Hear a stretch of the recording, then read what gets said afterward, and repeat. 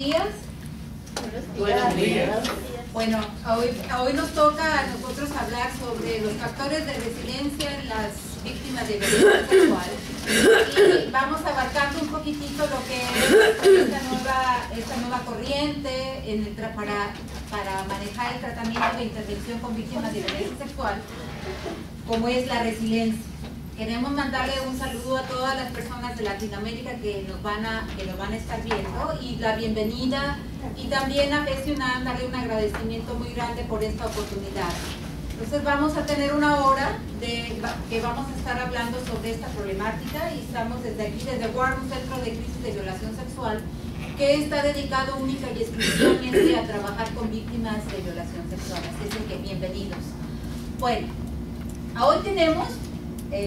vamos a darle Hoy tenemos, para pasar esta hora, tenemos unos objetivos muy claramente establecidos. Y estos objetivos, en un momento determinado, son que los participantes sean capaces de poder describir y promover los servicios de apoyo a las víctimas de violencia sexual en sus comunidades. ¿Qué quiere decir esto? Que cada uno de nosotros, directa o indirectamente, que conozcamos quiénes son las víctimas de violencia sexual, por qué necesita la violencia sexual ser reportada, cuál es mi rol dentro de este contexto de tratar de que la violencia sexual sea realmente minimizada, que las comunidades sean educadas. Pues de aquí es muy importante que nosotros tengamos una posición muy clara acerca de qué es la violencia sexual en las comunidades, cómo surge, dónde viene, cuál es el impacto psicológico en las víctimas, de la misma manera, cuál es el impacto legal. Cada uno de nosotros que trabajemos directa o indirectamente con víctimas de violación sexual también tenemos un rol, y ese rol es un rol activo, es un rol en el cual viene mucho lo que es la cultura del reporte, ¿sí? En una cultura del reporte, cada uno de nosotros estamos obligados sistemáticamente a reportar cualquier situación, especialmente en niños, que tenga que ver con una situación inadecuada de abuso o asalto sexual. Después también es muy importante que durante esta hora en el trabajo nosotros sepamos cómo identificar y asistir en un momento determinado a las víctimas, y ver dentro de nuestras comunidades, ya que hemos nosotros identificado los pilares de la resiliencia con la que cuentan las comunidades, sean un pilar en donde exista una organización, una agencia, un centro de crisis de violación, para referir a personas que han sido violentadas sexualmente a recibir servicios de salud, ¿sí? De salud o de apoyo, etcétera, etcétera. Yo sé que la gran mayoría de ustedes cubren un rol muy importante, que es el rol de la salud mental, y ese rol es fundamental, pero por la misma situación que estamos ahora nosotros analizando en trabajar con resiliencia, tiene que ser una mancuerna. El rol de ustedes no puede estar cojo sin el rol de los promotores comunitarios. Los promotores comunitarios tienen que entender específicamente cómo un terapeuta, cómo un psicólogo, cómo un psiquiatra trabaja y aborda problemáticas con violencia sexual para que realmente la persona se recupere de su trauma. Otro de los puntos que son muy importantes es saber el proceso del terapeuta y el manejo del trauma, la psicoterapia y lo que es la resiliencia en las víctimas de violación sexual. ¿Sí? Sabemos que en nuestras comunidades, directa o indirectamente, muchos de nosotros entendemos o hemos escuchado acerca de lo que es un trauma de violación, ¿sí? Pero vamos a darle nosotros un poquitito el enfoque a cómo se trabaja en América Latina, ¿sí? A este nuevo concepto fantástico de la resiliencia, que es un concepto, desde el punto de vista metodológico, es un concepto holístico, donde todo cabe, ¿sí? Hay personas que dicen, bueno, es que no es científico. No es científico, y sí es científico, porque incluye también muchísimas evaluaciones ahorita en términos neuronales. Una de las personas valiosísimas que está haciendo mucho trabajo con esto es la doctora Kotliarenko, Angélica Kotliarenko, que prueba definitivamente el impacto y el daño a nivel neuronal del trauma, pero que también, aparte de probar este impacto neuronal, prueba cómo la resiliencia en un momento determinado es realmente uno de los objetivos que todo terapeuta necesitaría conocer esta corriente. Entonces, vamos a ver también que, permítame, ay, no veo. Okay. Todo el mundo sabemos quién está en peligro de ser víctima de violencia sexual. Si nosotros lográsemos entender que en estadísticas 1 de cada 3 mujeres y 1 de cada 6 hombres serán agredidos sexualmente en el transcurso de su vida, pues entendemos que un 90% de las veces las víctimas la víctima no conoce a su abusador. Entendemos nosotros que esto de la violencia y el abuso sexual es una cuestión que se da en nuestras comunidades, pero que se da generalmente en la estructura familiar también, ¿sí? Que es un problema muy sistemático de salud pública, ¿sí? Cuando hablamos de salud pública, nosotros ya estamos hablando definitivamente de una situación muy alarmante, ¿sí? Entonces, por esto es muy importante que nosotros sepamos que aún a pesar, como dice Nelson Mandela, aún a pesar de todos los programas, de todas las instituciones, las agencias que están comprometidas en el trabajo de las violencias, no se ha logrado remover las violencias de las comunidades. ¿Por qué? Bueno, pues porque la violencia en un momento determinado es algo que, como un disease, no sé cómo dice en español, una enfermedad grave, aguda, crónica y mortal para las comunidades. Mortal en el sentido del trauma. Una persona afectada por el trauma, si en un momento determinado no recibe ayuda y apoyo, pues va a tener una vida muy impactada. Va a ser muy difícil que la persona, a no ser que haya servicios o apoyo, entienda y comprenda su trauma de vida y cómo puede seguir adelante. ¿Seguimos?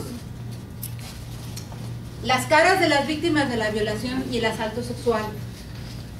Todo el mundo sabemos que pueden ser niños, adultos, mayores, mujeres, hombres, población LGBTQ.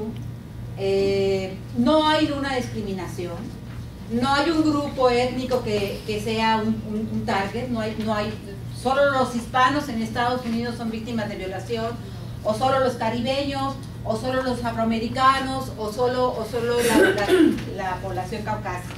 No hay. La violencia sexual arrasa grupo, arrasa etnia, arrasa hombres y arrasa mujeres.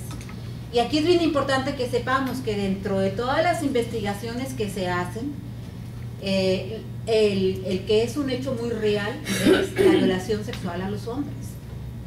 Se calcula que es en un estimado que más o menos se iguala mucho a la violencia sexual de las mujeres y de las niñas, pero obviamente sabemos que son casos menos reportados porque necesitamos crear la cultura de la relación. Entonces, con esto sí es muy importante que logremos redefinir algo que todo el mundo sabemos. ¿Qué es violación sexual? Bueno, la violación sexual es todo tipo de penetración oral, anal y genital, ¿sí? Pero en términos legales la violencia sexual tiene 2 definiciones, que es el asalto sexual. Violación y asalto sexual es lo mismo legalmente. Por eso, nuestro trabajo en función de la documentación es muy importante.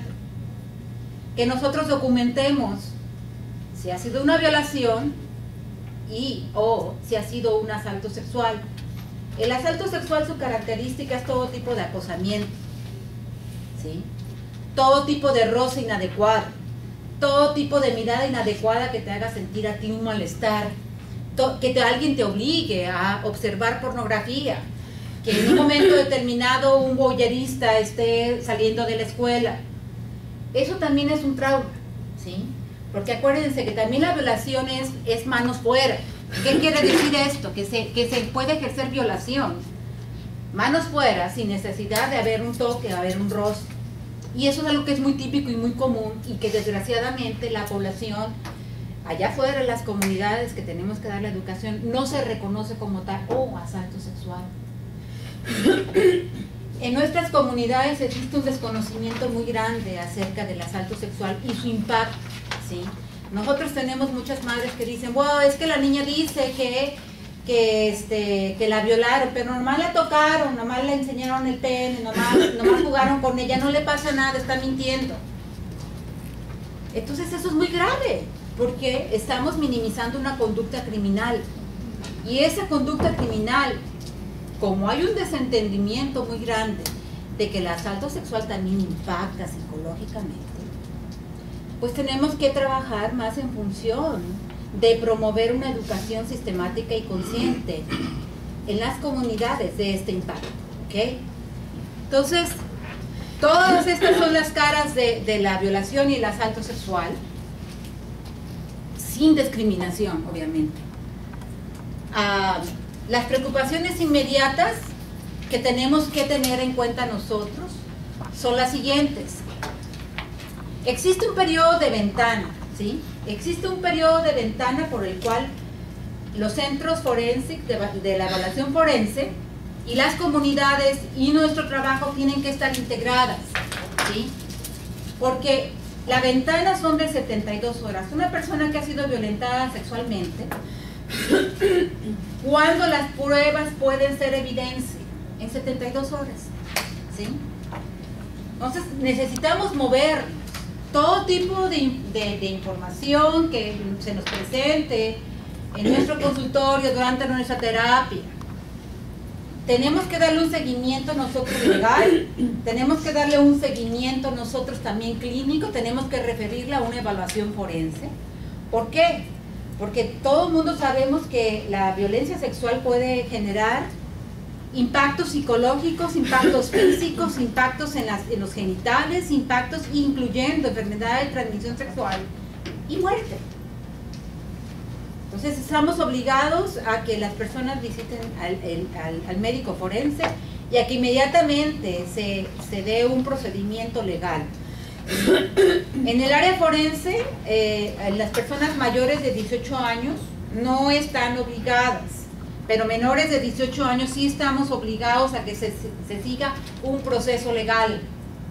Y ahí viene algo que es muy importante, que probablemente quizás en Latinoamérica, al no haber una relación estructurada como ya se está trabajando desde hace 40 años en Estados Unidos, por eso es muy importante que tengamos una interrelación de trabajo estructurado. Las organizaciones tenemos que apoyarnos mutuamente. La policía tiene que colaborar con nosotros tenemos que colaborar con la policía, los hospitales tienen que colaborar con las evaluaciones. ¿Cuál es la función que nosotros vamos a realizar? En términos legales, la función que tiene todos y cada uno de nosotros es el documentar el trauma. ¿Qué quiere decir esto? Que nuestro trabajo sistemático va a llevarnos a que nosotros desarrollemos realmente un entendimiento del efecto y del impacto del trauma en las víctimas, para que si en un momento determinado se persigue realmente un aspecto de las cortes y demás, ella tenga con qué respaldarse. Es otro punto muy importante, porque esto también en términos legales a las víctimas latinas que son indocumentadas les va a dar la oportunidad realmente de una compensación de víctimas, ¿sí? Que cuando haya un asalto, que cuando haya un acosamiento laboral, que la persona hable explícitamente de esto, podemos ayudarla nosotros a que tenga la obtención de una visa I-1. Entonces, los 4 factores muy importantes que habíamos hablado son la seguridad física, ¿sí? ¿Por qué la seguridad física?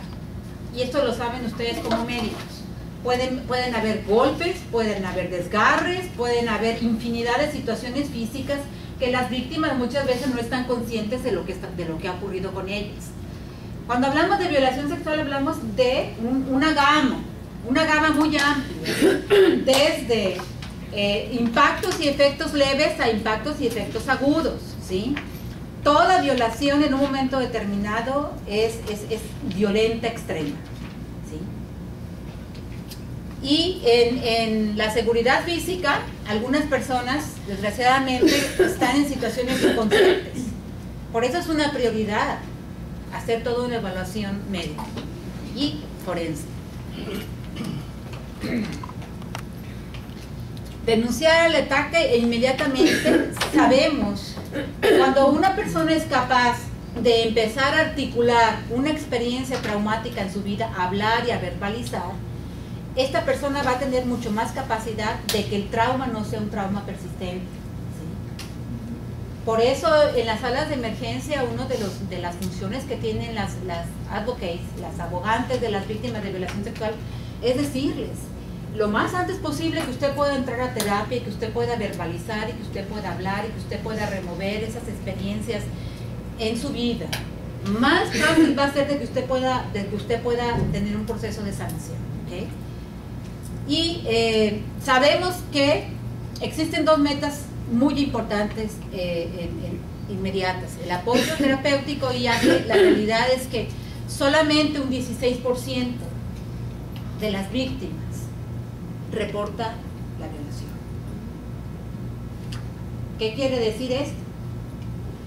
Que tenemos todavía una tarea muy fuerte, y dentro de cada una de nuestras trincheras, a educar, a prevenir, a intervenir, a hablar de estos aspectos que son muy importantes dentro de nuestras comunidades de la violencia sexual. Cristina, sí. Ahí en lo de las metas generales de inmediata y apoyo terapéutico, yo el viernes recibí el jueves a un paciente que en mi vida, en 11 años, a mí me había tocado un paciente como ese. Se trata de un paciente así mismo, un paciente que fue violado desde los 8 hasta los 12 por un tío. Su papá violó a su hermana desde los 8 años hasta los 24. Un paciente que se puso a vender droga en la calle, o sea, que se tiró para la calle vendiendo droga, agresividad. Entonces es un paciente que no ha formado ni una familia con 41 años. Y él actualmente me fue con una depresión que, mira, me tocó. Entonces yo me pregunto, y esa es mi pregunta, ese es un paciente que actualmente vende droga, usa droga, vive en un sector de droga, vive solo. Entonces, en ese apoyo terapéutico, ¿cómo yo puedo aplicar la resiliencia? ¿De qué manera yo aplico la resiliencia? Si ese hombre no tiene ni un solo pilar a su alrededor positivo. O sea, es una cosa, ahí, seguridad física, porque está con su idea suicida de matarse, porque su papá cuando se descubrió se mató, se ahorcó. Entonces ahora él tiene todas esas culpas de que fue por él, porque le reclamó. O sea, es un paciente bien negativista. Por la misma... Un aspecto muy importante que tú acabas de preguntar es cómo yo voy a hacer. Acuérdense que uno de los procesos de cambio definitivamente nosotros de la posición del terapeuta es el ser realmente un promotor de la resiliencia con las personas, hacer ese vínculo de apoyo, porque definitivamente todo esto que tú me estás hablando de esta persona es el trauma, la familia en una situación definitivamente caótica, muchísimos factores en los cuales jamás y nunca tuvo oportunidad de hablar, y el hecho de estar por lo menos hablando, creciéndote y demás, eso te pone a ti en una posición de apoyo, de vínculo para él, y eso puede ser que ahí se empiece a generar realmente una relación mutua de apoyo para que él descubra sus propias capacidades y resiliencia. ¿Okay? Entonces eso es algo que es muy importante para tomar en cuenta lo que es este proceso de utilizar la terapia de la resiliencia. Bueno, otro de los puntos que son muy importantes son los costos y las consecuencias ginecológicas causados por el crimen de violación. En Estados Unidos, lo que todo el mundo sabemos en un momento determinado son los costos tan grandes médicos. Dentro de estos costos tan grandes médicos existen estudios ginecológicos en donde se evidencia que muchas de las mujeres que han sido violentadas sexualmente en sus vidas a través de los años presentan más disfunciones, más problemas, más costos, porque muchas de ellas no están recibiendo o no han recibido terapia, no han logrado enfocar realmente sus problemas ginecológicos con el impacto psicológico. Entonces una persona y un ginecólogo probablemente puede asistirla sistemáticamente, pero si no tomamos en cuenta lo que es el impacto ginecológico de la violación en las víctimas, es muy probable que el trabajo de los ginecólogos, si no está también apoyado por los terapeutas, pues va a generar que la persona tenga severos problemas psicosomáticos, ¿sí? Porque muchas de estas personas tienen problemas psicosomáticos. Entonces, este es otro punto que es muy importante que lo tomamos en cuenta, ¿sí?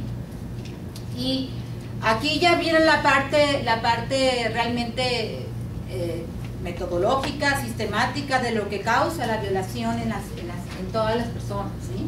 Porque estamos hablando a nivel psicosensorial, psicomotor. Se ha evidenciado definitivamente que el cerebro juega un papel muy importante y hay investigaciones muy fuertes de que el área sensomotor es lo que genera el trauma y que una persona traumatizada se debilita en su área sensomotora. Entonces ahora está también, aparte de la resiliencia, hay terapias sensomotrices de estimulación de las áreas sensomotoras, ¿sí? Porque el área sensomotriz nos va a dar a nosotros la capacidad muchas veces realmente de soñar, de enfrentar la realidad, de continuar con la realidad de acuerdo a nuestras capacidades de percepción. Y la resiliencia en un momento determinado estimula todas estas capacidades de entendimiento y de comprensión y de enfrentar sus recursos internos. Entonces, si los estimulamos más, que es parte de la terapia, la persona va a tener más capacidades de trabajar con su propio trauma y sus recursos. Seguimos.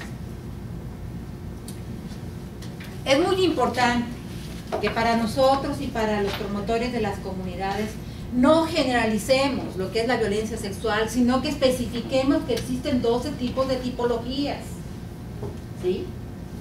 Porque no podemos decir, bueno, pues violación, ¿qué tipo de violación?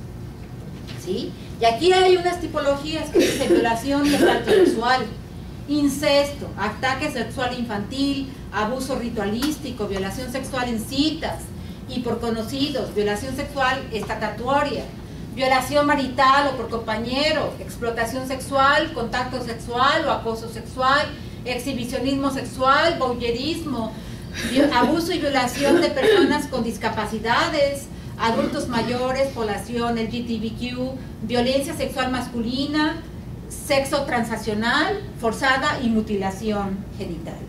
Todo de este tipo es una gama y cada uno de esas 12 tipologías o 15 tipologías que hay también representan para nosotros en un momento determinado desarrollar un tratamiento de acuerdo a la tipología. No es lo mismo desarrollar un asalto sexual a una persona víctima de incesto, por ejemplo, ¿sí? ¿Cuál es la diferencia entre un asalto sexual por un extraño a un asalto sexual de incesto por tu propio padre? Hay vínculos afectivos. Exacto. Y además hay un problema familiar muy grande porque se dio dentro de la misma familia y hoy afecta a todos los miembros de la familia. Y hoy sabemos que existe realmente familias incestuosas, ¿sí? Y que dentro del trauma del incesto, definitivamente uno de los más devastadores en el trabajo de todas las violencias es el incesto, ¿sí? Cuando algunas veces nosotros vemos en la corte a los niños que están con el juez y que el juez le pregunta sistemáticamente: a ver, niño, dime, ¿tu papá te tocó? ¿Tu papá esto? No, mi papá es buenísima persona, jamás y nunca me ha hecho nada. Nuestro trabajo también, en un momento determinado, es educar a la corte, educar a los policías, educar a las personas que indirectamente llegan y tienen que testificar por medio de escribir y documentar. Realmente que un niño jamás y nunca va a poner, probablemente, un punto en decir él. No, pero es dependiendo, porque yo conozco un caso de que el niño fue sexualmente abusado por su papá por 4 años consecutivos. El niño apenas tiene 10 años. Y el niño ya está a cierto grado que el niño, si lo bañan, él solo se voltea así. Porque el trauma es muy severo. Y él lo dijo que su papá lo induce a hacer eso así. Ya. Ahora, el margen de 4 años nos tiene que dar a nosotros mucha opción de decir qué pasó, qué hubo en esto, cuál es la historia, cómo se dio, cómo continuó, de qué manera. Los padres son drogadictos. Claro, hay muchos otros factores envueltos en la violación: disfunciones familiares, situaciones de alto riesgo, drogas, alcohol, un abuso constante y persistente de los niños. Entonces, patrón cultural también. Ya, 4 años, y después de 4 años definitivamente hay un margen realmente de nosotros ver la historia del inicio y cómo esto ha afectado y cuál fue realmente todo el environment.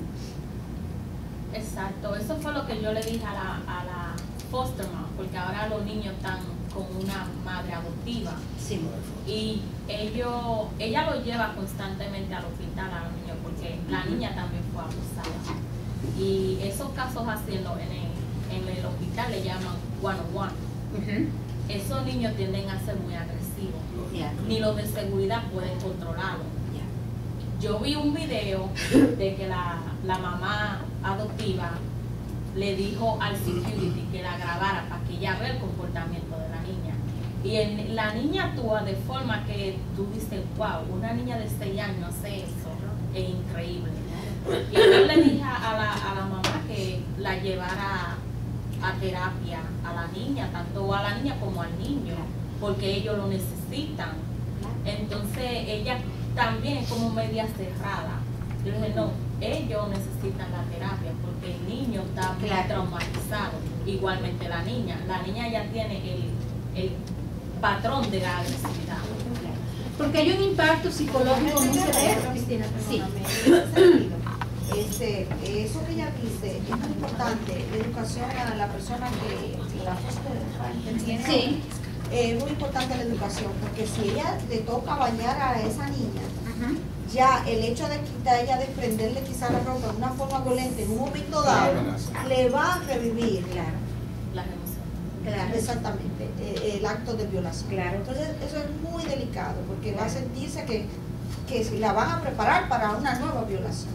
Entonces esa señora necesita En el caso de los niños, no única y exclusivamente la terapia tiene que estar enfocada a los niños, con mucha confidencialidad y con muchísimas herramientas. Se tienen que involucrar a los padres, se tienen que involucrar a los cuidadores, se tienen que involucrar a los padres de crianza. Es que ese es el problema. Ella habló con la mamá biológica de los niños y ella está totalmente que ella no quiere ir a eso, porque que ella está en un abismo muy profundizado. Escúchame, ¿tú exploraste si la mamá también tiene historia o antecedentes de abuso o violencia? No, porque es que yo no conozco a la mamá. Ok, muchas veces cuando hay el patrón lo cogen muy Y vean a ver en la próxima conferencia que de esto se va a tratar, va a compartir la conferencista cuando trabajan con niños que han estado en lugares de crianza.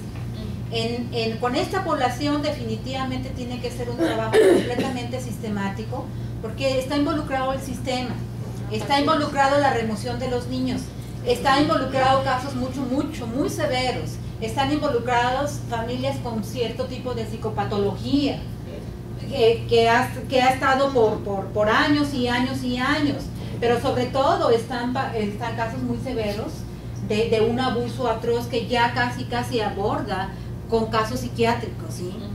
Entonces es otro tipo de población que es muy difícil, muy dura de trabajar, porque están dentro del propio sistema y el sistema tiene que ser sistemático con ellos, ¿no? Pero todas las personas que directa o indirectamente trabajamos con familias en donde está el gobierno involucrado, los programas de gobierno involucrado, sabemos que el trabajo es profundo a todo y cada uno de los miembros de estas familias, o compuestas o reunificadas, o familias dispersas, o niños abandonados, porque son muchos huecos, son muchos huecos de la disfunción. ¿Ok? ¿Tenías una pregunta? Sí, por ejemplo, hablando acerca de lo que es la violación, yo quisiera orientarme un poco en el caso, por ejemplo, de los adolescentes que esto no solamente los involucra a ellos, pero en el caso de los adolescentes que están en el inicio de descubrir su sexualidad, por así decirlo, muchas veces se ven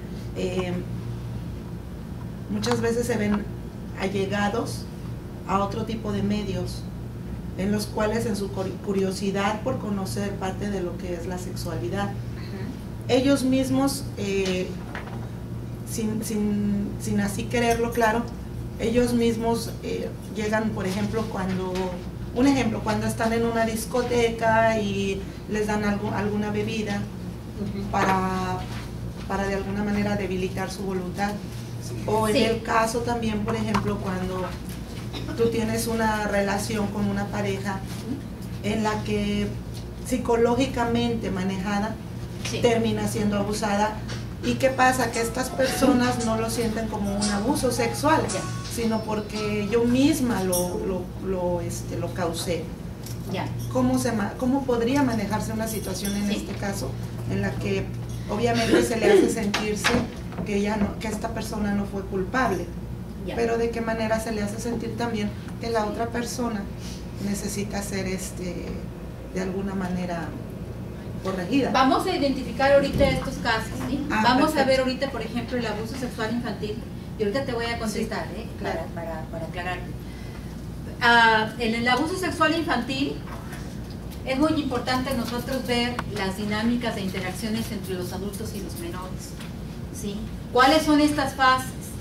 Algo que es muy importante es un aspecto de lo que es la curiosidad natural del niño, que tenemos que tomar en cuenta el propio desarrollo del niño desde la perspectiva sana. Asumir nuestro rol, nuestra sexualidad, el niño lo asume ¿cómo?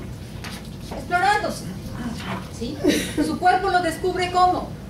De una manera espontánea, exploratoria. Y eso no tiene que ver nada con una situación de abuso ni de maltrato. Otro de los puntos que es muy importante es que nosotros logremos identificar realmente cuál es la línea de cruce. La línea de cruce es que se sepa y sepamos dentro de las comunidades y dentro de nosotros que una línea de cruce es cuando un niño tiene conductas y comportamientos persistentes, enfocados, que ya no son de juego, sino que son más persistentes hacia aspectos corporales de él mismo o con otros niños. Estamos hablando ya que el niño tiene algunos comportamientos sistemáticos, persistentes, que puede ser o no puede ser que el niño haya sido abusado sexualmente o que el niño esté observando algunos aspectos de información sexual o ya sea por la televisión, observando a los adultos, etcétera, etcétera, y esté reactivándose. Ahí todavía no estamos hablando de violación sexual infantil, ¿sí? Estamos hablando de factores aleatorios hacia un niño para que empiece el niño a reproducir conductas. Lo que sí es muy importante para nosotros es ver hasta dónde las conductas, esos factores de relación, cómo se van dando entre los niños, entre la familia y entre los adultos que son perpetradores, ¿sí? Existen diferentes niveles en los cuales los niños van siendo poco a poco trabajados, ¿sí? Y sí es verdad que si nosotros tenemos mucha información vamos a reconocer que un niño de 5 años sí nos puede estar hablando a nosotros de su incomodidad, de su abuso. A los 5 años los niños sí hablan abiertamente acerca de lo que está pasando. Me tocó, me vio, me observó, esto. Desgraciadamente muchos de los adultos minimizamos, negamos, decimos, este niño está diciendo que lo tocaron, no le hizo nada. El abuelito solamente le besó en la boca porque está jugando con él, pero no le hizo nada. Entonces muchas de estas conductas son de factores de cruce. Y un factor de cruce es cuando un adulto o un niño mayor que el niño empieza en una fase de envolvimiento. La fase del envolvimiento son una fase que no necesariamente tiene que ser una fase violenta, pero sí una fase de envolvimiento es un envolvimiento de manipulación. Te compro, jugamos, te doy la bicicleta, voy contigo, te llevo al cine, etcétera, etcétera, etcétera. Hasta que en un momento determinado se normaliza una conducta de roce y de toque entre el adulto y el niño. Ya hay un espectro realmente de la violencia sexual infantil ahí dada por el ofensor, que puede ser desde un toque, desvestirse, jugar juntos, tocarse, hacia una penetración. En términos estadísticos, no excluye, pero sí es muchas veces no muy frecuente que el perpetrador tenga una penetración con un niño menor. ¿Sí? Más bien se da a base de toques, de besos, de abrazos, caricias, en donde el adulto ejerce o el perpetrador ejerce la violencia. ¿Sí? Y todos estos son espectros de líneas de cruce que ya están bien marcadas de violencia y violación. En cada una de estas fases, sea un beso, sea un roce, sea un toque, sí hay un impacto en el niño. Seguimos. El incesto. El cuadro reactivo común de las víctimas es una victimización secundaria reactiva y un esquema de reacciones múltiples. ¿Sí? Habíamos hablado nosotros que el incesto es una del impacto traumático más difícil a tratar durante la psicoterapia. Porque el daño es irremisible. Estamos hablando de relaciones que muy probablemente fueron persistentes, afectivas, amorosas, en donde el padre o la madre jugaban dos múltiples roles con el niño, donde la confusión, la cognición, el sentido de seguridad, el sentido de vínculo afectivo con los padres está destrozado, está disfuncional. Me tocan, me abrazas y no sé si esto es normal o no es normal. Me tocas, me abrazas y tengo miedo de decirle a mi madre porque la vas a matar. Todas estas dinámicas van a impactar severamente. No me va a creer, perdón. Exacto. Severamente al niño. ¿Sí? Y uno de los factores que nosotros vemos constantemente, porque el 92% de los programas de recuperación de alcohol y drogas, muchas de las personas que están en recuperación tienen un pasado de violencia sexual. Y algunas veces ahí está un pozo muy fuerte para los terapeutas, el no considerar o reconsiderar el impacto en su historia de vida de la violación.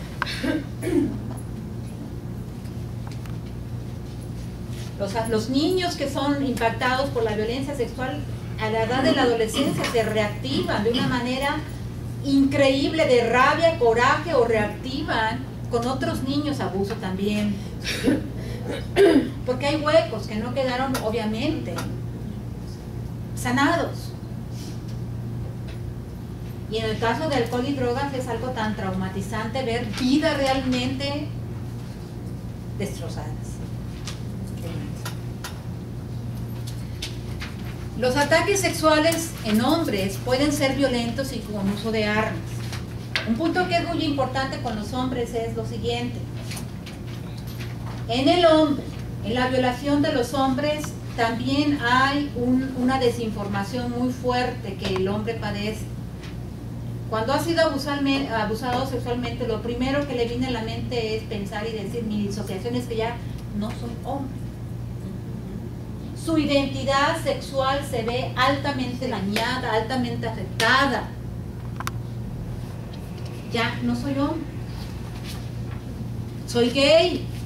Soy esto, pero no me siento. Ya me siento completamente...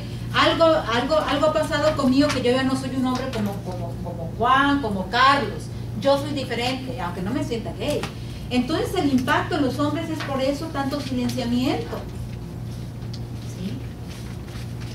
Tanto silenciamiento, tanto impacto psiquiátrico y psicológico, porque muchas de los hombres violentados sexualmente no son solamente jóvenes, pueden ser adultos mayores, pueden ser hombres violentados dentro del trabajo, hombres violentados por otros hombres con más saña.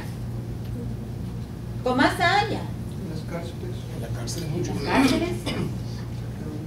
Todas las investigaciones que son muy probablemente más sistemáticas son precisamente en las cárceles. Estadísticamente está comprobado de que a la cárcel está el mayor escándalo. Sí. Es más frecuente en los hombres que en las mujeres. Yes. Y muchas de las personas que también están en la calle, saliendo de los bares y demás, no la van a reportar. Es doblemente silenciada. ¿Sí? En ese sentido, vemos el caso de Cleveland, el señor de Cleveland, que él dijo eso, que él había sido abusado en la niñez. Fue un círculo que siguió repitiendo. Un círculo vicioso.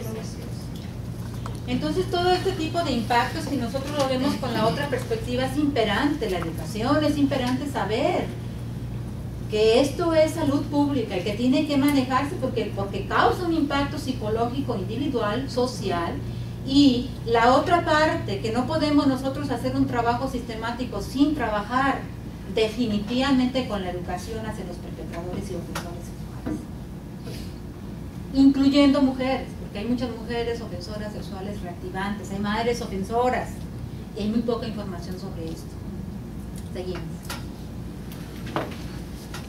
Y lo que estabas hablando, Claudia, una de las cosas bien importantes es la violación en las citas amorosas, las violaciones durante la utilización de drogas.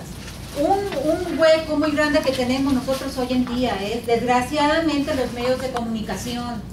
El famoso Facebook, el famoso Twitter, el famoso Instagram. Conectarme con alguien, buscar una pareja vía Facebook, vía esto, vía lo otro, que no conozco. Ir a algún lugar, encontrarme con un desconocido. Sí, todo el mundo sabemos que caras vemos, corazones no sabemos. Pero que hay un sinfín, hoy más que nunca, para la gente joven, de ser abusada, de ser manipulada. Y uno de los casos que nosotros vemos definitivamente es por qué existe tanto tráfico humano, tanta violación, tanta prostitución, tantos jóvenes que están siendo sometidos a una situación de cacería. Pues porque todos estos medios de comunicación y todas estas modalidades que la sociedad está viendo actualmente hacen que las personas estén mucho más vulnerables. Extremadamente vulnerables. Existen los medios de comunicación, personas, perpetradores y ofensores, porque los medios de comunicación del Facebook, cualquier persona puede decir: soy Juanito y tengo 15 años, de 16 años y te quiero conocer, y te veo a ti en un mall y te secuestro y te llevo, ¿sí? O los famosos pins. Los famosos pins son esas personas que su trabajo es identificar jóvenes vulnerables, y esos jóvenes vulnerables es darles dinero, llevarlos a los hoteles, prostituirlos y sacar ventaja cuando no los secuestran y los roban, ¿sí? Entonces, tráfico humano, medios de comunicación, asalto en las citas amorosas, el uso de drogas para asaltar sexualmente. Muchos de los casos de las universidades, muchos de los casos de las jóvenes son casos invisibles, ¿sí? Y todo esto está, es algo que está a puerta abierta, no es a puerta cerrada, que lo sabemos, que está en las calles. El otro día en una reunión con el FBI, uno de los PIM, la filosofía de ellos es decir, de los raptores, de los captores, de los adolescentes, es que la calle está llena de millones de dólares. Y cierto, los nuevos millonarios que están traficando personas y demás están recogiendo millones de dólares de la calle, de la venta de la prostitución de los adolescentes y de las mujeres jóvenes. Entonces, pues cualquier persona quiere ser trata-blancas, porque es toda una empresa, toda una industria relacionada hacia captar y captar y captar y captar personas, a incautar personas jóvenes, no única y exclusivamente mujeres. hombres también. Otro punto dentro de esto, comunidades gays, lesbianas, transgender, comunidades bastante vulnerables. Otro punto también que es muy importante es la condición de vida de las calles de los jóvenes. Muchos de los jóvenes que están en condición de calle no les queda otra más que prostituirse para comprar lo inmediato. Muchos de los jóvenes que están en condiciones de calle tienen dos problemas: problemas mentales, problemas psicológicos, problemas de alcohol, problemas de droga, y constantemente reactivarse en condición de vida de calle. Y nosotros sabemos que son millones de jóvenes que están en condición de calle. Entonces, hay realmente un problema severo, muy fuerte, muy fuerte. También tomando en cuenta los aspectos culturales. Nuestra cultura latinoamericana, nuestra cultura está muy desinformada, y muchos de nosotros todavía tenemos la cuestión de género, machismo y demás, en el que educamos a nuestros hijos a que como ellos son los hombres tienen que mostrar que realmente ellos son los que controlan, ellos son los que seducen. Y cuando vamos a reuniones de madres y decimos, bueno, estás educando a un perpetrador o potencial, la madre dice, ay Jesús, no es verdad.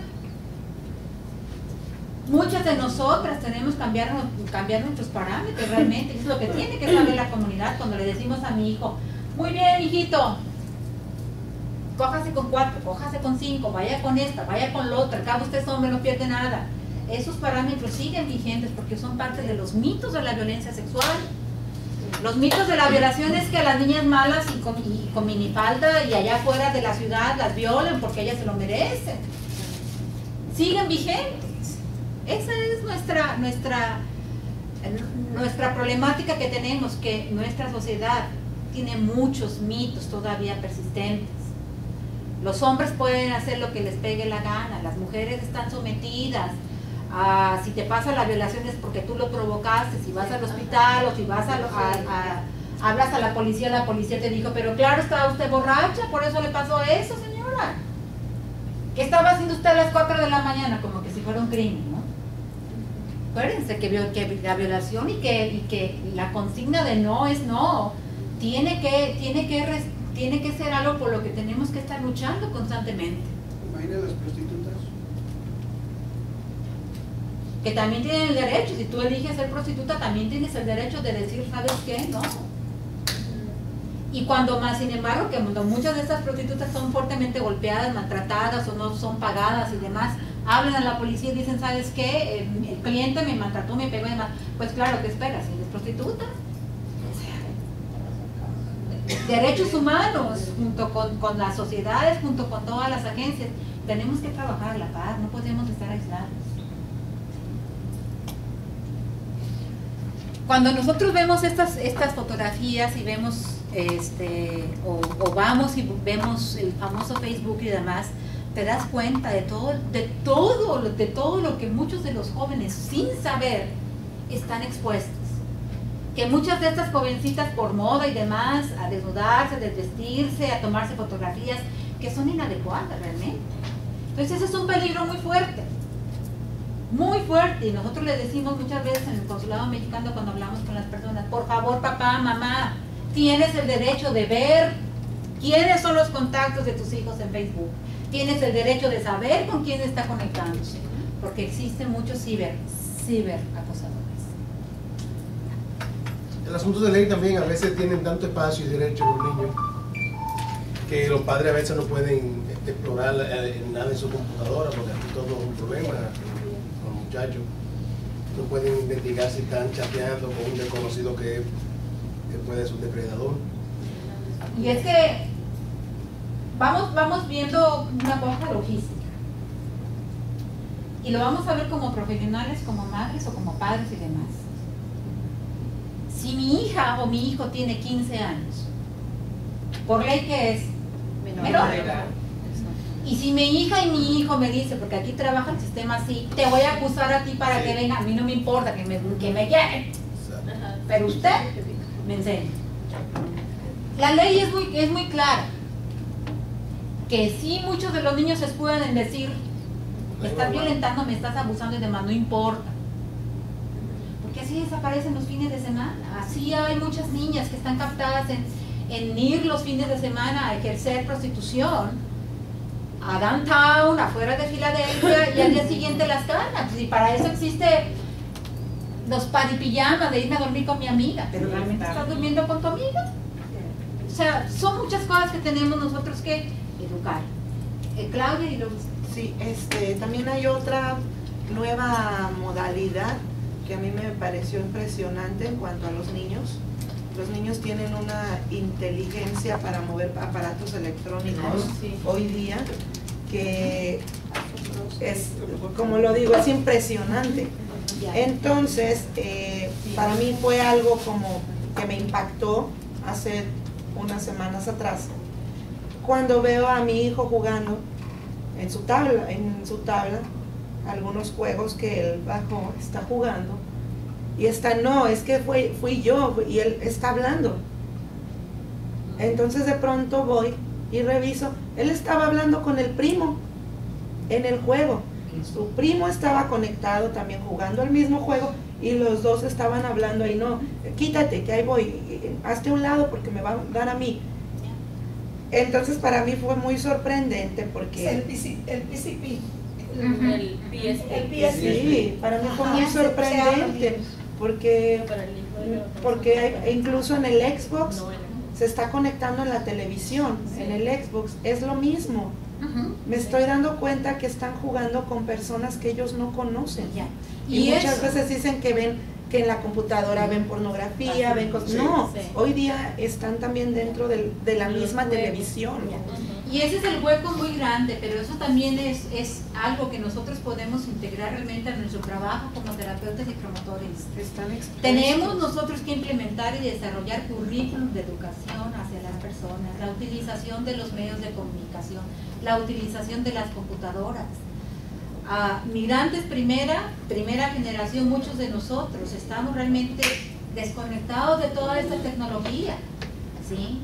Y muchos de los niños inmigrantes son vulnerables a todo este tipo, no nada más migrantes, ¿sí? Pero en general, un target que nosotros sabemos son los jóvenes. Ser joven, ser bonito o ser bonita en una sociedad en la cual existe la explotación, existe el sometimiento y demás, es un crimen.